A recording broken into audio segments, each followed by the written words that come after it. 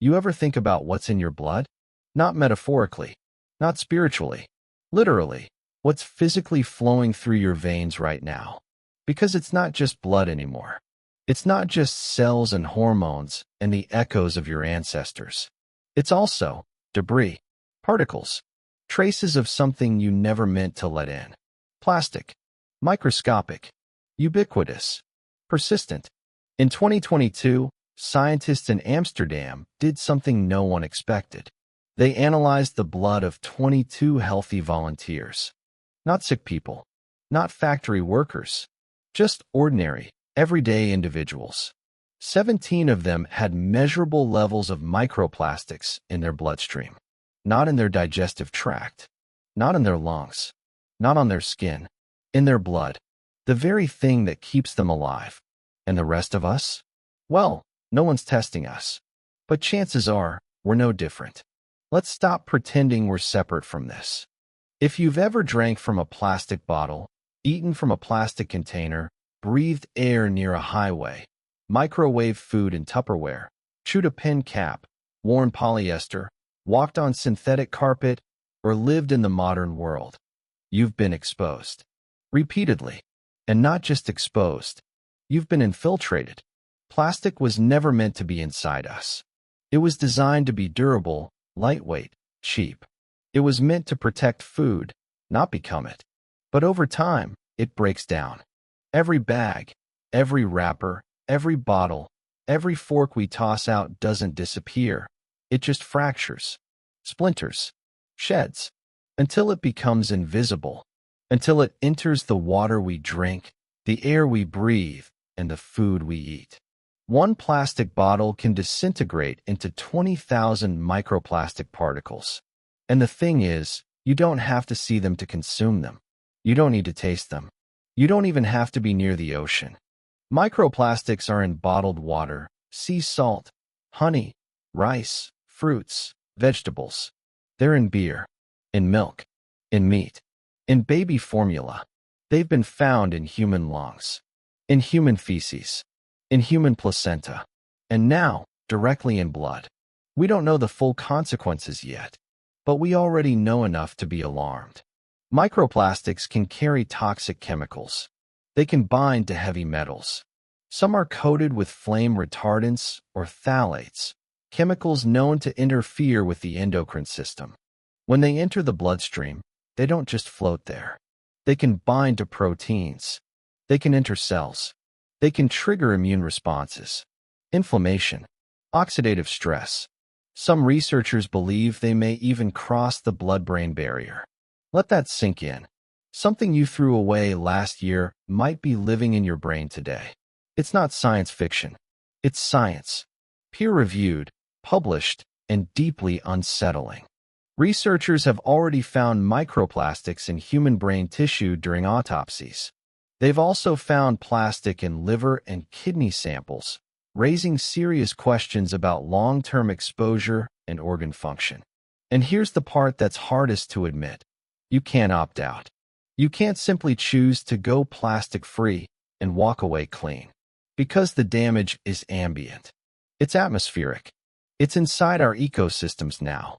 Plastic particles have been found in rainwater collected in the Rocky Mountains, in snow samples from the Arctic, in ice cores, in the deepest parts of the Mariana Trench. It's everywhere. It falls with the rain. It rises with the dust. One study estimates that the average person inhales tens of thousands of microplastic particles each year, just from indoor air, from clothes, upholstery, carpet, packaging, electronics. We live in a synthetic environment that constantly sheds itself into us. It's easy to ignore it because you don't feel it. There's no sharp pain when it enters. No rash. No fever. It's silent. Subtle. It mimics the texture of normal life. You don't notice the fiber in your food. You don't question the faint taste of plastic in water that's been sitting in your car. You don't think twice when you unwrap a hot sandwich or sip from a straw. But these small, forgettable moments are adding up inside you. And if this is happening in adults, imagine what it means for children, for infants, for unborn babies. In 2020, Italian researchers discovered microplastics in human placentas. In 2021, another study found them in meconium, the first stool of newborns, which means the exposure begins before birth, before the first breath. We are entering a generation that will be plastic positive from the womb. What happens when plastic becomes part of development? What happens when cells divide and grow in the presence of synthetic fragments that mimic hormones and disrupt signaling? We don't fully know, but we've seen early data suggesting links to reduced fertility, developmental issues, immune dysfunction. This isn't just an environmental crisis. It's a biological one, a generational one. And still, we keep producing. Every year, humanity generates more than 400 million tons of plastic. Less than 10% of that gets recycled. The rest, landfilled, burned, or lost. And lost doesn't mean gone. It means drifting, bleaching in the sun, eroding in rivers, disintegrating in soil, entering the mouths of fish, birds, animals, entering us. We eat an estimated 5 grams of plastic per week. That's the equivalent of a credit card. Every 7 days, you swallow it, breathe it, absorb it, without even noticing. And the plastics aren't alone. They're Trojan horses. They carry toxins on their surface. Bacteria, industrial pollutants. Plastic acts like a sponge for chemicals like PCBs and DDT, some of the most dangerous substances ever created. Once they enter the body, they don't always leave. They bioaccumulate. They build. They lodge in tissues. They settle in fat. And when your body tries to fight it, the immune system goes on alert. Chronic inflammation begins. Tissues swell. Cells get damaged. DNA gets stressed. And over time, the system begins to fray.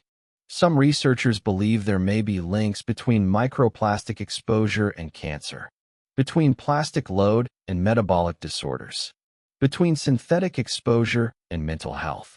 We're only beginning to understand how deep this goes. But you don't need to wait for more studies to know something is wrong. You feel it, don't you? That weird fatigue you can't explain. That creeping anxiety that doesn't have a source. The way your body seems to burn out faster. The way stress lingers. It could be modern life. Or maybe it's something inside you that doesn't belong.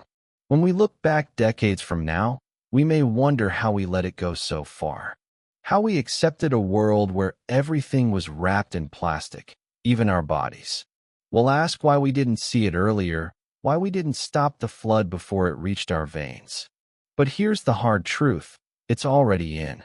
This isn't about avoiding contamination. It's about understanding it, about measuring it, about responding, not with fear, but with intention, with policy, with pressure, with invention. We need systems that prioritize safety over convenience. We need corporations to take responsibility for the waste they produce. We need governments to regulate not just plastic production, but plastic degradation, exposure, and cleanup. And we need public awareness, sharp, focused, unapologetic. Because this isn't just a crisis of the oceans. It's a crisis of the body. Your body, your bloodstream, your brain. This is personal. And the next time you look at your hand, remember, it's not just you under the skin. It's what you've touched, what you've consumed, what you've inhaled. It's the century you were born into. It's the planet reflecting itself back through you. If your blood carries plastic, what else is it carrying? And if your body is already part synthetic, what does it mean to be human in the 21st century? That's not a question for science fiction. That's a question for you. Plastic wasn't created to be evil. It was born out of brilliance, an answer to scarcity, a triumph of chemistry. The year was 1907. Bakelite was the first fully synthetic plastic invented to replace shellac, made from beetles and ivory, torn from elephants. It was a solution, a miracle material. Light, strong, cheap, free from the limits of nature. It didn't rot, didn't rust, didn't wear out. A perfect servant. Then World War II accelerated everything. The military needed parachutes, tents, wires, helmets, nylon, PVC, polyethylene. Plastic became war material. When the war ended, the industry didn't slow down. It pivoted. From weapons to kitchens. From battlefields to baby bottles. By the 1950s, plastic was in everyone's homes. By the 1970s, in every fridge. By the 1990s, in every pocket. Today, it's in every breath. We made it to solve problems, and it became a problem we can't solve. Because what made plastic perfect for us makes it impossible for nature. It resists breakdown. Bacteria can't digest it. Fungi won't touch it. Sunlight doesn't destroy it. It only fragments it. Into pieces. Into particles. Into dust that lasts centuries. You know what they call it? Persistent. That's the scientific term. It means plastic doesn't go away. It just hides better. A single plastic bag might take 500 years to degrade. A bottle? Maybe 1,000. But degrade doesn't mean disappear. It means shatter into microplastics, into fragments the size of grains of salt, or smaller, nanoscale, invisible to the eye, but still chemically plastic, still synthetic, still carrying the same toxic legacy. And this is the real trick. Plastic is immortal, but not invincible. It breaks down, but never dies. It crumbles, but it stays. That water bottle you tossed 5 years ago, it's still out there. Somewhere. Maybe in a river delta. Maybe in the Pacific Gyre. Maybe in your kitchen air. Or your own gut. Because once plastic leaves your hand, it never truly leaves the planet. It only migrates. In the 1960s, plastic was marketed as disposable. That was the selling point. No more scrubbing dishes, just toss the plate. No more polishing, just peel and replace.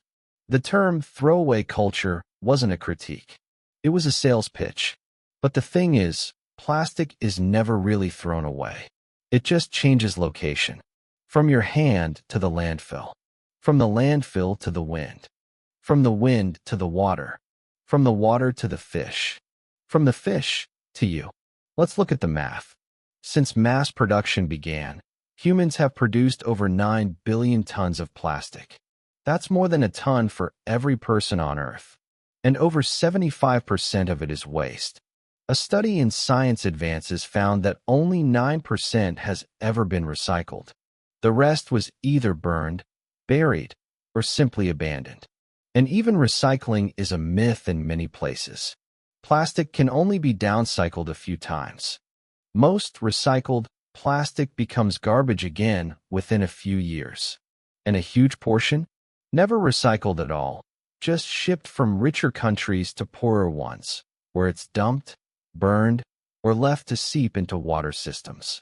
Every minute, the equivalent of one garbage truck full of plastic is dumped into the ocean. Every minute. That's over 8 million tons a year. And we wonder why sea turtles swallow bags, mistaking them for jellyfish. Why whales wash up with bellies full of bottle caps. Why seabirds die with stomachs packed with plastic bits instead of food. But the ocean doesn't just hold the waste. It grinds it. Waves smash it. Sunlight bakes it. Salt corrodes it. Plastic waste becomes microplastic. And microplastic becomes part of the ecosystem. Zooplankton eat it. Fish eat zooplankton. Bigger fish eat smaller fish. Then we eat them. Sushi, ceviche, fried cod. It's a full circle. It always comes back. And it's not just the sea.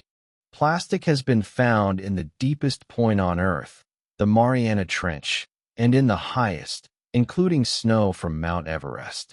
It's in Antarctic ice, alpine glaciers, and the lungs of people who've never seen an ocean. Why? Because plastic moves with the wind, with dust, with clouds. In 2020, scientists found microplastics in rainfall. In 2021, they found them in the air around Mount Fuji. In 2022, they found them in human blood. In 2023, They confirmed microplastic particles in human heart tissue during surgery. And in all these years, production hasn't slowed. In fact, it's accelerating. Plastic production is expected to triple by 2060. Why? Because it's still cheap, still durable, still wrapped around nearly everything we buy. Tech companies need it. Food companies rely on it. Medicine is packaged in it. And fossil fuel companies? They're betting on it. Here's a detail most people miss. As the world moves toward renewable energy, fossil fuel giants are shifting their focus from fuel to plastics. Petrochemical plants are expanding. Investments are growing. Because if people stop burning oil in cars, they'll start wearing it, eating from it, and injecting it through medical devices instead. Plastic is oil, refined, reshaped, renamed, and every time we touch it, we touch the past. Fossilized sunlight, compressed over millions of years, pulled from deep inside the earth, and turned into a bag that lasts forever but holds a sandwich for 5 minutes. There's something tragically poetic in that. We've wrapped the world in plastic convenience, sealed everything for freshness, for sterility, for profit, but we've also sealed ourselves in, created an ecosystem of permanence where nothing dies a natural death. Every toothbrush you've ever used still exists. Every straw, every pen cap, every piece of shrink wrap, still out there, somewhere. And if the material doesn't disappear, what does that mean for us? For animals? For plants? For the balance of life? Microplastics have been found in soil samples from every continent. In rice paddies in China, in cornfields in Iowa, in organic farms in France. Earthworms ingest it. Birds feed it to chicks. Cows graze near it. Crops grow through it. It's in the roots, in the leaves, in the fruit. And you can't wash it off. In 2021, researchers discovered that plants can absorb microplastics through their roots. Those particles travel upward, entering the stems, the leaves, the grains. This isn't surface contamination, it's systemic. Plastic is now inside our food at the cellular level. So when you eat a tomato, you're not just eating the fruit of the earth. You might also be swallowing remnants of packaging, tires, textiles, synthetic fertilizers, or broken down mulch film. Bits of civilization served fresh. You begin to see the pattern. This isn't just about pollution. It's about permanence. Plastic doesn't biodegrade. It bioaccumulates. And the planet is the host. Every system is impacted: water, air, soil, food, biology. And the scary part? We still treat it like trash, like something we can toss and forget, like the price of progress. But progress should move us forward, not trap us in the past. We created plastic because nature had limits. But now it's nature that needs protection from us, from what we made. This is not about guilt. It's about recognition. We need to admit that the very qualities that made plastic miraculous, its strength, flexibility, and resistance to decay, are exactly what make it dangerous now. We made a material stronger than death, and then we gave it to everyone. Without a plan, we handed immortality to a throwaway culture. And now, we're living in its shadow. You wake up, stretch, breathe in, feel fine. But something inside you doesn't feel fine. Not to your mind, your body. Deep in the blood, in the tissues, in the spaces where your immune system never sleeps, something's happening. A quiet battle. Not with a virus, not with bacteria, but with something far more patient. Plastic. Once, our immune systems were designed to fight predators, parasites, pathogens. Today, they fight packaging. Synthetic fragments your body doesn't recognize. Foreign particles made not by nature, but by humans. Crafted in labs, manufactured at scale, and scattered through every corner of the world, including you. The war begins with a single cell. A macrophage, a frontline soldier in your immune system, detects something strange. A tiny invader, not organic, not decomposable, a shard of polyethylene. A sliver of polystyrene. The macrophage moves in. It swallows the plastic like it would a virus, but it can't digest it. It can't break it down. So it dies. And when it dies, it releases inflammatory signals. Cytokines. Alarms. Now more immune cells rush in. They try to contain the invader. Surround it. Wall it off. But the plastic doesn't die. It doesn't break. It stays. And the inflammation stays with it. Day after day.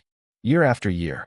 That's how microplastics create chronic inflammation, not as a sharp injury, but as a smoldering, low-grade fire inside you. Your body reacts as if it's under attack, because it is. But it's an attack without end. No virus to kill.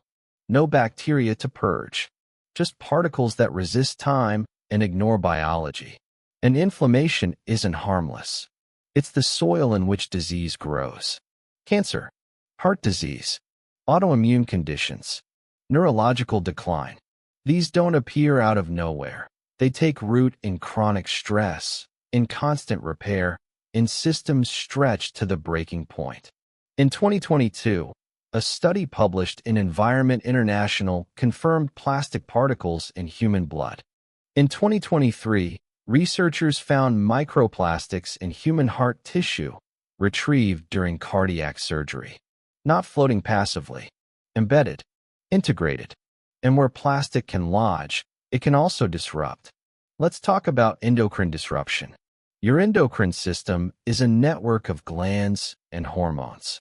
It controls growth, reproduction, sleep, mood, metabolism.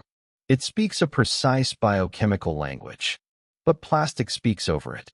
Many plastics contain hormone-mimicking chemicals, phthalates, bisphenol A, BPA, styrene. These chemicals mimic estrogen, interfere with testosterone, alter thyroid signaling. Even in trace amounts, they can have massive effects because hormones work in billionths of a gram. They're not like poisons that kill in bulk. They're like hackers. They whisper to your biology and reroute everything. Children exposed to phthalates in utero have shown altered genital development. BPA exposure has been linked to early puberty, fertility issues, breast and prostate cancer. In men, studies have shown that higher plastic exposure correlates with lower sperm count and reduced sperm motility. In women, it's been linked to endometriosis, miscarriage, and polycystic ovarian syndrome. And it doesn't stop with reproduction. The same plastic chemicals have been associated with obesity, type 2 diabetes, anxiety, depression, memory impairment, and even reduced IQ in children. This is not conspiracy theory. This is peer-reviewed, epidemiologically supported, and globally replicated. The body, in many ways, is a chemical symphony. Plastic throws the instruments out of tune. Now consider neurology. The brain is protected by a biological wall, the blood-brain barrier.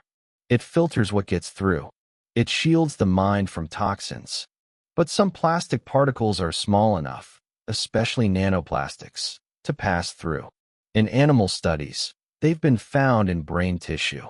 In human studies, the possibility is now considered likely. And once there, they don't just sit still. A 2021 study published in Nanotoxicology found that nanoplastics can alter brain cell structure, change neurotransmitter release, and trigger oxidative stress in neurons. That means more free radicals, more inflammation, more damage, the kind associated with Parkinson's, Alzheimer's, and cognitive decline. Do we have proof that plastic causes these diseases in humans? Not yet, but the pieces are aligning. Exposure, presence, damage, risk, and one day, the causal lines will become impossible to ignore. The liver and kidneys are next in line. They're your body's filters. Everything you ingest, inhale, or absorb eventually passes through them. Studies in animals show that microplastics accumulate in liver tissue, triggering fibrosis, lipid accumulation, and enzyme dysfunction. In other words, plastic makes the liver fat, inflamed, and confused. Your kidneys are no safer. A 2022 paper in toxicology reports observed that rats exposed to microplastics showed structural kidney damage, scar tissue, impaired filtration, early signs of failure. In humans, the data is early, but the risk is real, especially for people already vulnerable, those with high blood pressure, diabetes, or compromised immune systems. And here's the part no one wants to hear. There's no detox for this. You can't sweat plastic out in a sauna. You can't juice cleanse it away. Once inside, much of it stays, lodged in fat, in organs, in bone marrow. Your body tries to wall it off, bury it, forget it, but it doesn't disappear. A study from the University of Arizona found microplastics in human lung tissue, not just on the surface, but deep in the alveoli, where gas exchange happens. That's the most delicate part of the lung, where oxygen enters the blood. That's where plastic is now. What does that mean long-term? Possibly fibrosis, scarring, reduced lung capacity, maybe a higher risk of cancer. We don't fully know. But if you live near roads, or construction, or wear synthetic clothes, or vacuum infrequently, you are breathing microplastics every day. We were never meant to be this permeable. The human body evolved in forests, rivers, deserts, not surrounded by polyethylene and polystyrene. Our skin, lungs, gut, they were built to interact with organic matter, with soil, with bacteria, not with polymers that don't decay and chemicals that mimic our hormones. But now, every point of entry is vulnerable. Your skin absorbs them through cosmetics, lotions, and sunscreens. Your lungs inhale them from fibers and dust. Your mouth consumes them in food and drink. And once inside, your immune system becomes overwhelmed, not by one big attack, but by 1,000 cuts. Daily. Quiet. Accumulating. Let's talk about autoimmune disease. The body's immune system is supposed to attack invaders. But sometimes it gets confused. It starts attacking itself. That's autoimmunity. And it's rising globally. Rheumatoid arthritis, lupus, Hashimoto's, Crohn's, MS. What causes it? Genetics play a role. But environment is the trigger. And now, some scientists suspect that persistent exposure to plastic particles and plastic-derived chemicals may contribute. Because what happens when your body is constantly fighting invisible enemies it can't kill? What happens when your immune cells see tiny plastic particles lodged in tissue and interpret them as hostile, again and again, for years? The answer is chaos.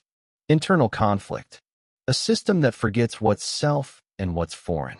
This is a siege, not a strike. It's long, slow, relentless, and worst of all, it's quiet. You don't feel it happening. There's no warning.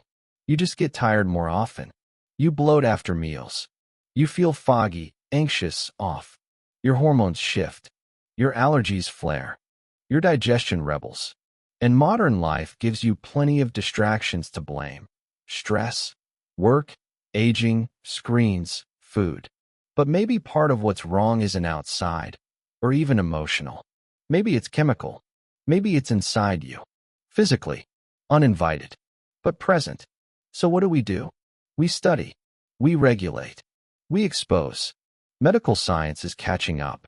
In the last 5 years, research on microplastic toxicity in humans has exploded. New detection methods. New imaging. New models. We're finding plastics in places no one expected. And slowly, policy is responding. The EU has restricted microbads. Canada is banning single-use plastics. Some countries are pushing for global treaties. But nothing moves fast enough.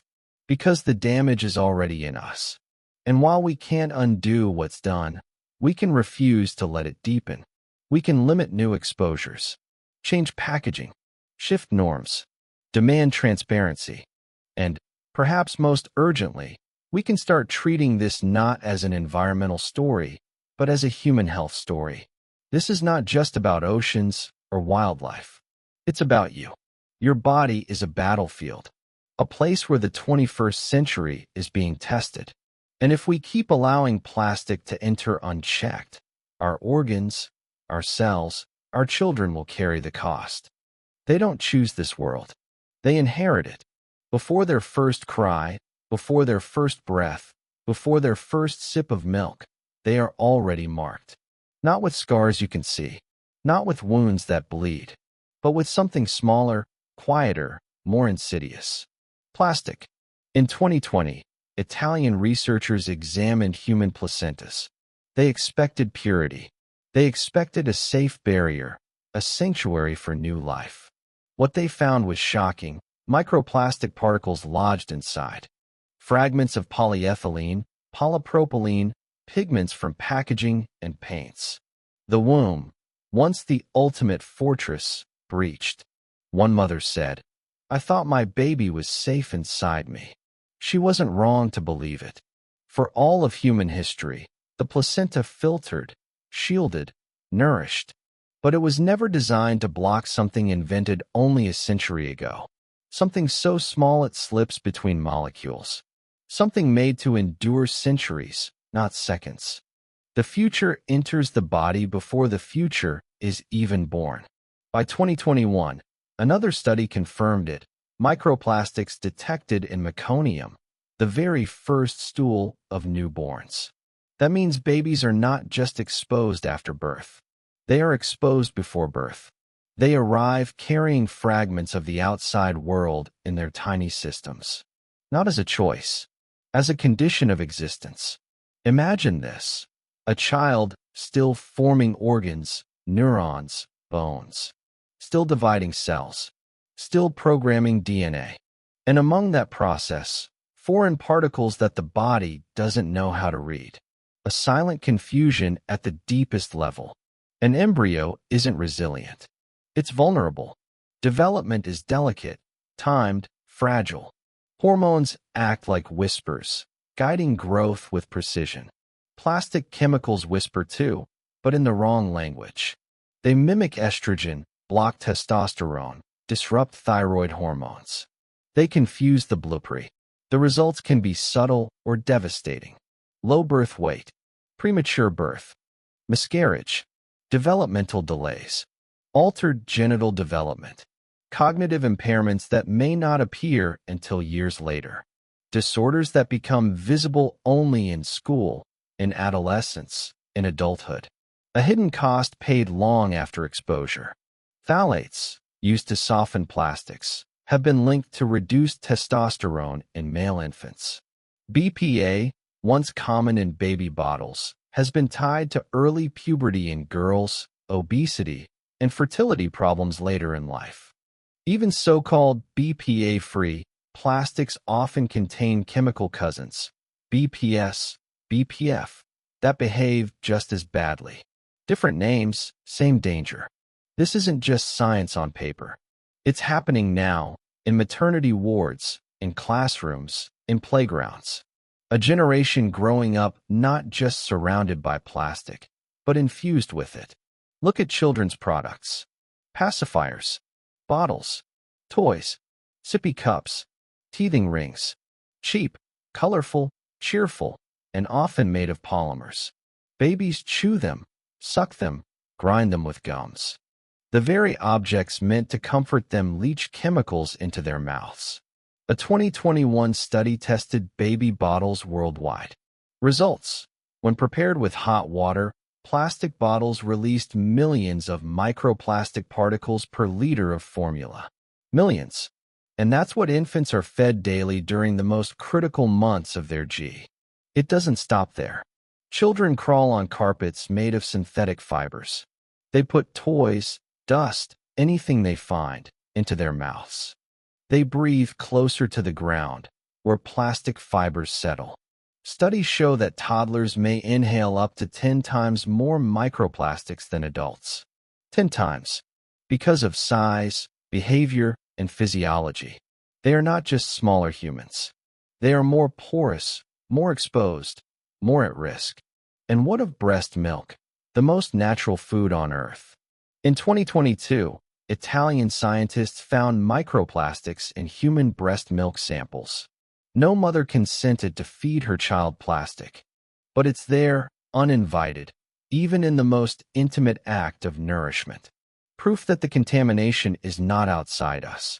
It's inside us, flowing from one generation into the next. This is more than health. It's evolution. When exposure begins before birth, when every cell grows under chemical interference, what does humanity become? What traits survive? What weaknesses multiply? Evolution doesn't ask for permission. It responds. And right now, it's responding to plastic. Imagine a species shaped not just by natural selection, but by synthetic intrusion. Hormonal shifts altering fertility. Immune confusion altering resilience. Neural disruption altering cognition. A slow drift in who we are, in what we're capable of, in how long we live. Not in centuries. In decades.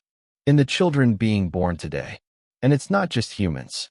Studies have found microplastics in the eggs of seabirds, in the milk of seals, in the embryos of fish.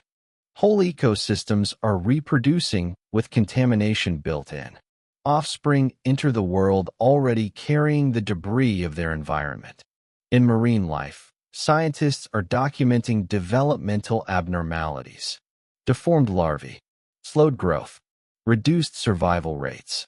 If it can happen in fish, in birds, in mammals, why not in us? Think of this for a moment.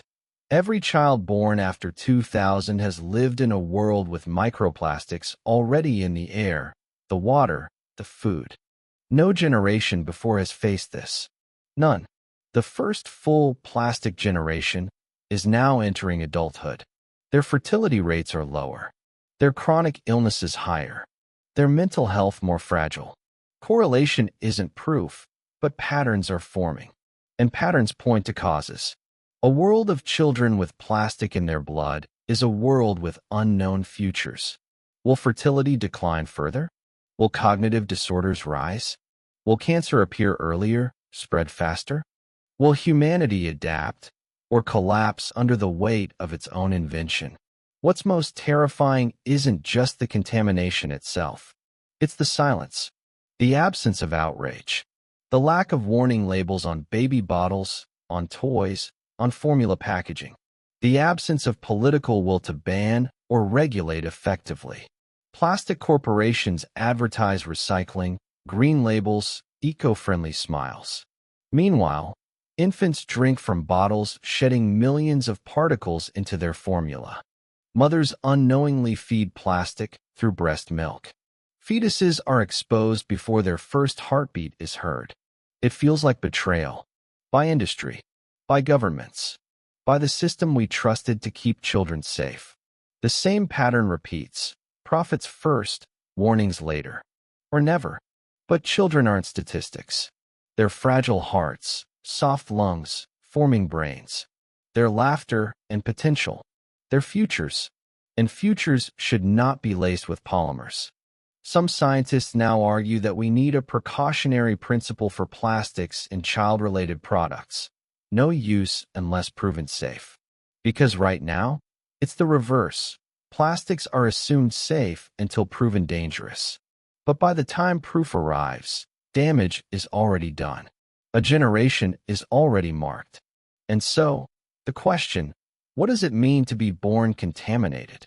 It means innocence isn't enough. It means purity is no longer possible. It means that every child arrives carrying the story of our waste. A story they didn't write, but one they will live with. A story etched in their blood, their tissues, their very DNA. We call children the future. But when the future arrives already carrying fragments of our mistakes, what future are we really giving them? This isn't science fiction. This isn't metaphor.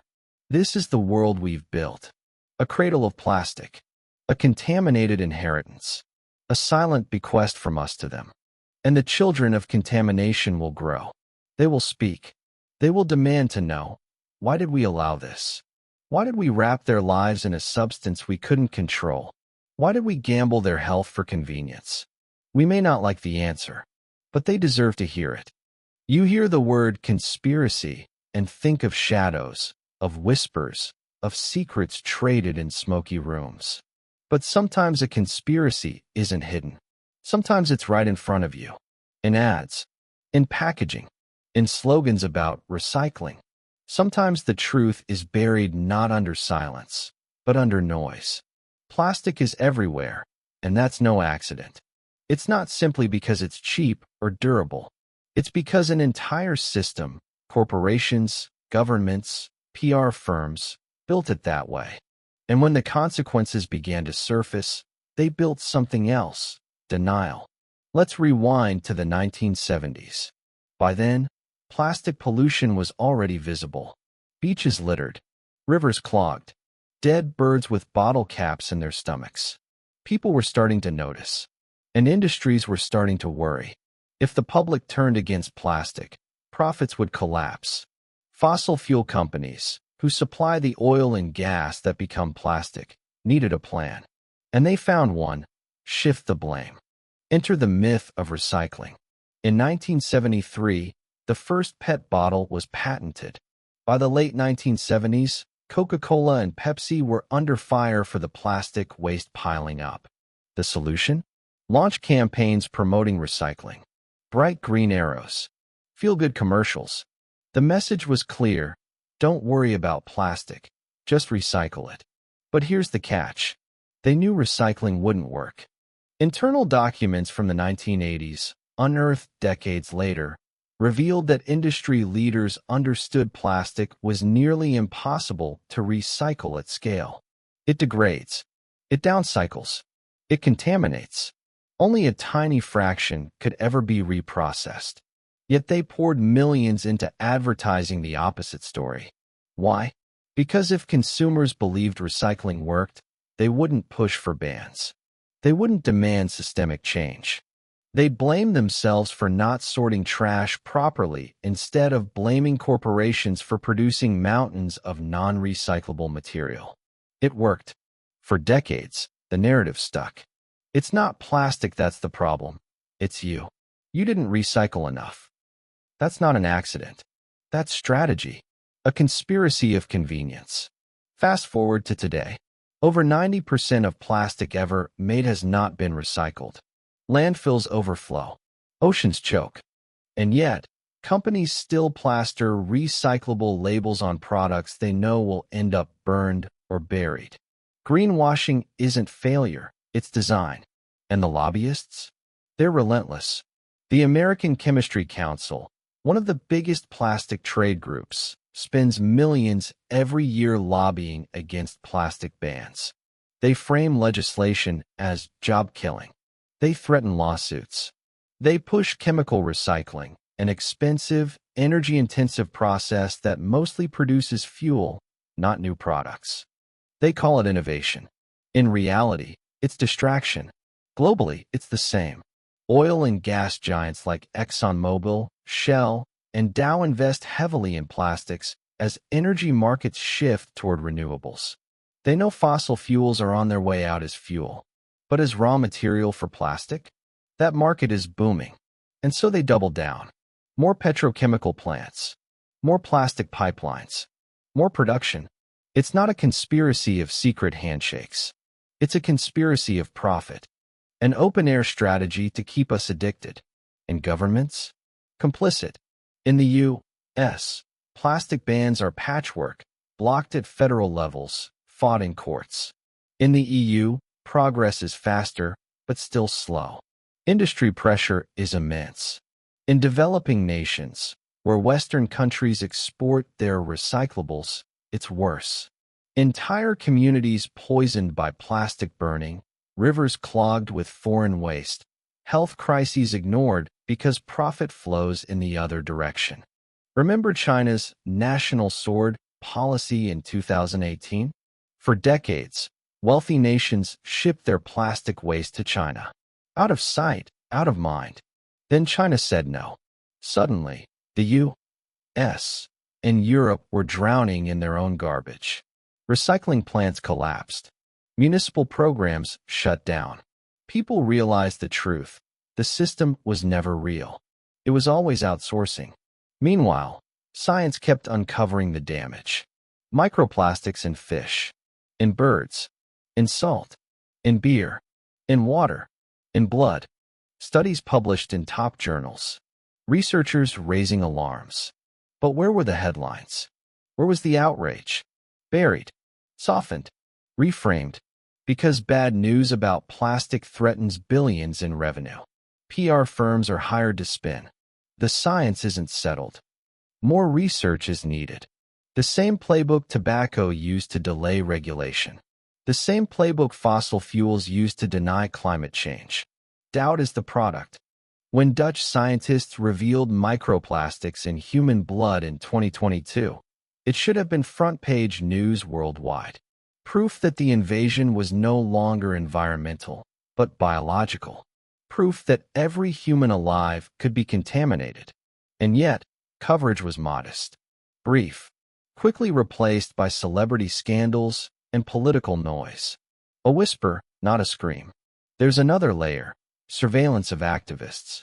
Whistleblowers who speak about plastic toxicity find themselves under pressure. Researchers face funding cuts if their work threatens industry interests. Entire conferences are sponsored by the very companies responsible for pollution. Panels moderated by lobbyists. Reports diluted by stakeholder input.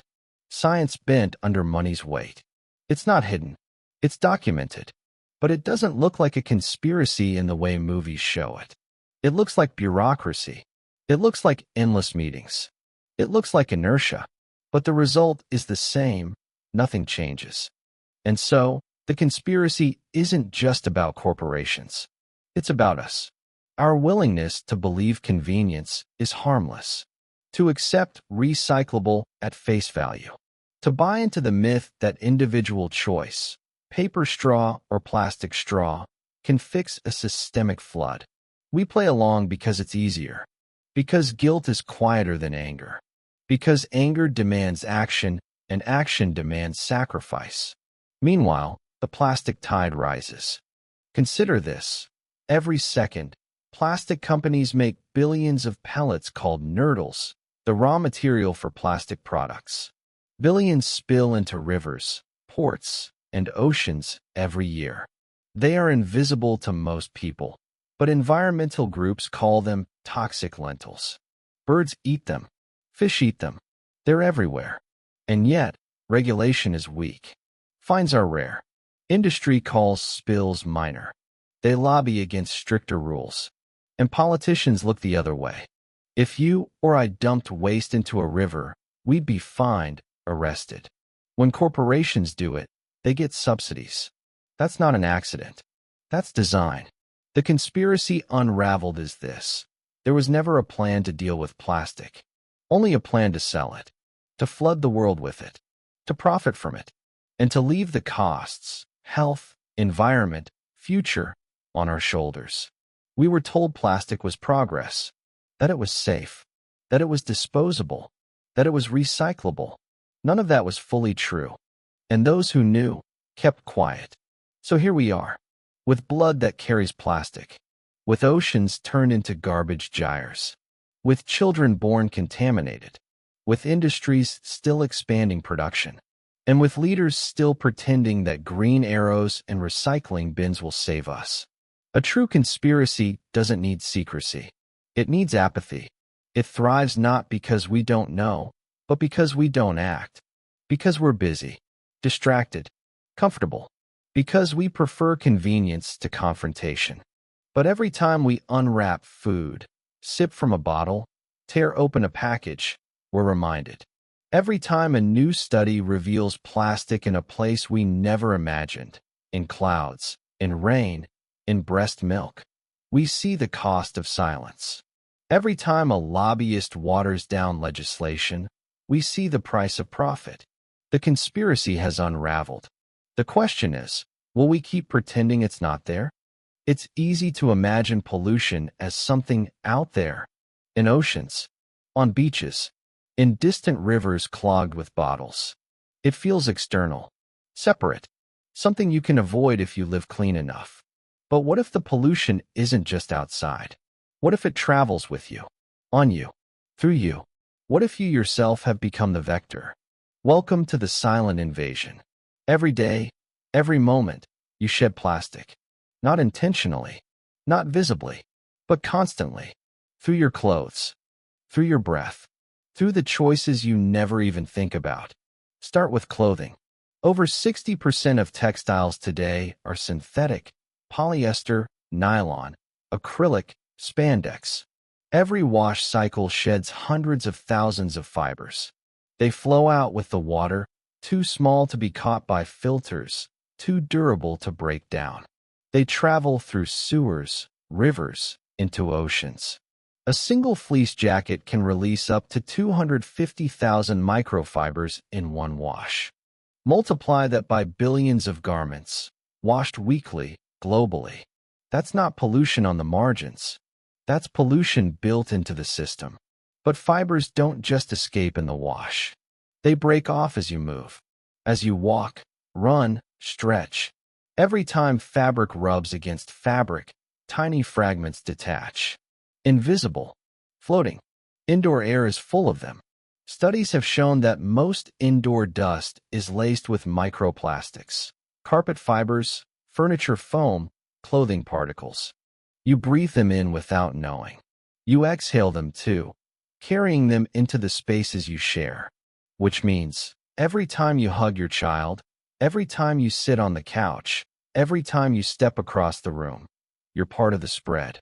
Think of food preparation. Plastic cutting boards are popular, cheap, light, hygienic. But they shed. Studies show that when you chop vegetables on a plastic board, you may release tens of thousands of particles per meal. Into the food, onto your plate, into your body. You eat the fibers, and then, when you excrete, they re-enter the ecosystem. Plastic in, plastic out. A full loop. Cooking utensils, plastic spatulas, spoons, whisks, they shed under heat. Packaging, heated in microwaves, baked in ovens, left in the sun, it leaches microplastics into meals. And then we eat, digest, and release. Wastewater systems spread what our bodies don't retain. Even the act of drinking spreads it further.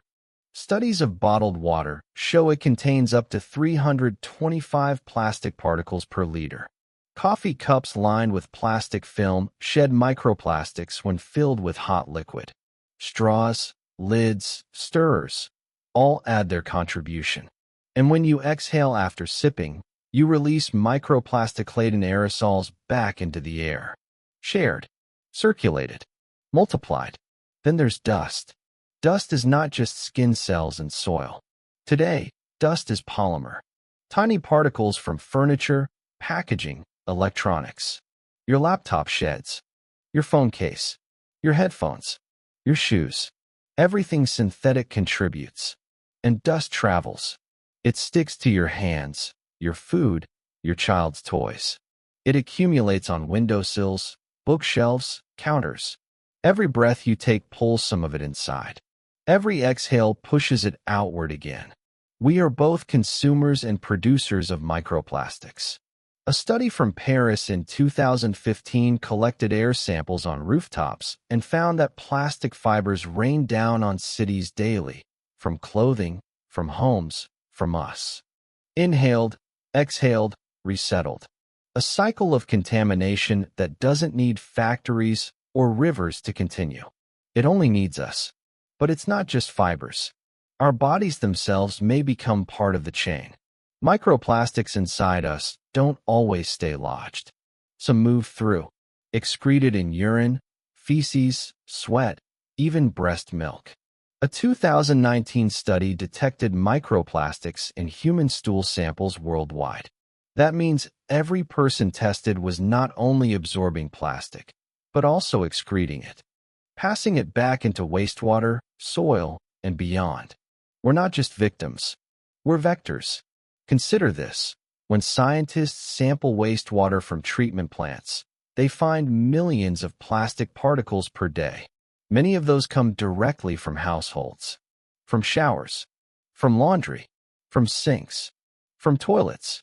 Every home is a microplastic emitter. Every person contributes. When wastewater sludge is repurposed as fertilizer for agriculture, common in many countries, it spreads microplastics into fields, into crops, into food, from us, back into us. A closed loop, self-reinforcing, relentless, and it doesn't stop indoors. Outdoor environments are equally marked. Every tire, every brake pad, every synthetic road paint contributes. When cars drive, they shed plastic dust. That dust becomes airborne. Studies suggest tire wear is one of the largest sources of microplastics worldwide. Invisible but massive. And as you walk the streets, you breathe it in. As you garden, it falls on soil. As you picnic, it lands on your food. Every action contributes. Driving, walking, washing, cooking, breathing. And every contribution is silent. The phrase, invasion, suggests something external. Soldiers crossing borders. Parasites entering hosts. But here, the invader uses us as carriers. We are not separate from the spread. We are the spread. Parents try to protect their children. They clean, filter, buy organic. But the fibers still shed from clothes. The dust still falls. The bottles still leach. The air still carries. Children inhale more than adults. They put hands to mouths more often. They crawl where fibers settle thickest. And so, the smallest among us become the biggest recipients of what we shed. Here's the hardest truth. There's no quiet corner anymore. No place untouched. Scientists have found microplastics in national parks, in Arctic ice, in rain on remote islands. That's not just industrial waste. It's us. Tourists carrying fibers in coats. Hikers in polyester gear. Campers with plastic bottles. Microplastics don't just exist where factories churn. They exist where humans live, breathe, move. Because wherever we go, we take them with us. We are walking sources. The silent invasion is not dramatic. It's not bombs or sirens. It's sweaters, carpets, cups, dust. A steady diffusion of particles so small they slip through filters, pass unnoticed, and accumulate everywhere. It's not one big spill. It's billions of small ones, daily, hourly, second by second. And the irony? We are trying to protect ourselves with the very material we can't contain. Plastic gloves, masks, packaging, made to shield us from germs, from contamination. But in doing so, we contaminate ourselves further. The pandemic multiplied plastic waste at unimaginable rates. Billions of masks, gowns, face shields, each one a fragment factory. Safety that sheds. What does this mean for the future? It means there's no clear outside. Pollution isn't elsewhere. It's here, in us, on us, from us. The invasion isn't foreign, it's domestic. It's intimate. It's our way of life feeding back into the air we breathe, the food we eat, the water we drink. It means that solving plastic pollution isn't just about banning straws or bags. It's about rethinking the materials we wrap our lives in, the fabrics we wear, the products we trust, the infrastructure we depend on. Because as long as we keep using plastic as the skeleton of modernity, the silent invasion will continue. Not with noise, not with explosions, but with fibers, fragments, and dust, until we are not just surrounded by plastic, but built of it, circulating it, breathing it, becoming it. The story of plastic began with hope, with invention, with a miracle material that promised to free us from scarcity, from fragility, from limits. It was supposed to make life easier, cleaner, safer. And in many ways, it did. But miracles often have shadows. And this one's shadow has grown long. We now live in a world where the miracle has become a menace, where the very qualities that made plastic valuable, its durability, its resistance, its permanence, have turned against us. The evidence is in oceans, in soils, in air. But most disturbingly, it's in us. in our blood, in our tissues, in our children. So what future does that leave us? Some scientists warn of collapse, fertility dropping, diseases rising, a slow erosion of resilience until societies weaken under hidden burdens. Others speak of adaptation, that our bodies may learn to coexist, to buffer, to bend, that humanity may become something new, synthetic, hybrid, a species partially designed by its own waste. Both visions are terrifying, one of decay, one of mutation, both out of our control if we continue as we are. But it doesn't have to be this way. Technology exists to change course. Researchers are experimenting with enzymes that digest plastic, breaking PET into reusable monomers.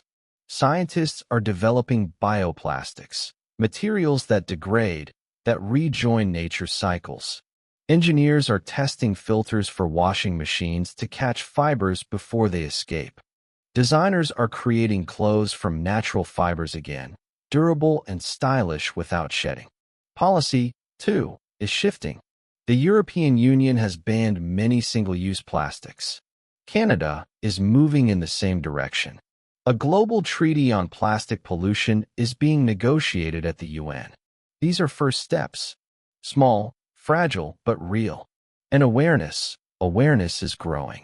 People are talking, demanding, refusing straws, banning bags, questioning packaging. It may seem trivial, but it isn't. Change begins not with one person's choice, but with the ripple it creates. One refusal becomes a conversation. A conversation becomes a demand. A demand becomes law. Still, let's not pretend this is simple. It's not about swapping one bag for another. It's about rethinking the foundation of modern life. Medicine, food, clothing, transport, technology, all built on plastic. That's the scale of the challenge. That's why industries resist. That's why lobbyists fight. That's why the conspiracy thrives. But history shows us that when people demand change, industries bend. Tobacco fought regulation and lost. Leaded gasoline poisoned generations until we forced its removal. CFCs destroyed the ozone until a global treaty phased them out. Plastic is harder, more entangled, more intimate, but not impossible. The future is not written. It is chosen. And here is where it becomes personal. Because when we talk about humanity, it feels distant. But humanity is you, your body, your blood, your children. The decision is not abstract. It's intimate. Every choice you make is a signal. Every time you refuse unnecessary plastic, every time you support alternatives, every time you hold leaders accountable, you push the future in one direction, not the other. The future is not in some distant lab. It is in your veins, right now. So ask yourself, what do you want that future to be? A species slowly suffocating on its own inventions?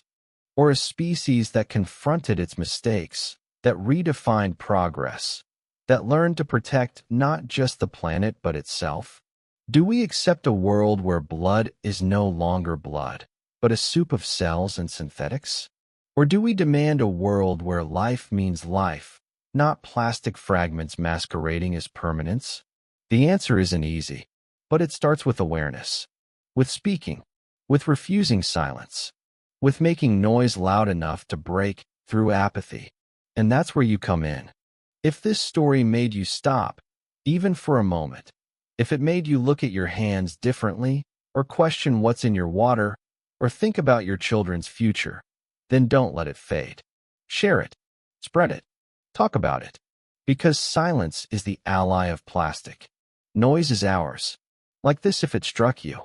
Subscribe if you want the next part of the story. Share it if you believe more people need to know. And most of all, comment. Answer this. Do you think humanity will adapt to plastic or fight to remove it? There's no wrong answer. Only your voice. And your voice matters. Because the future isn't written by corporations. It isn't written by lobbyists. It isn't even written by scientists alone. It's written by us. By what we demand.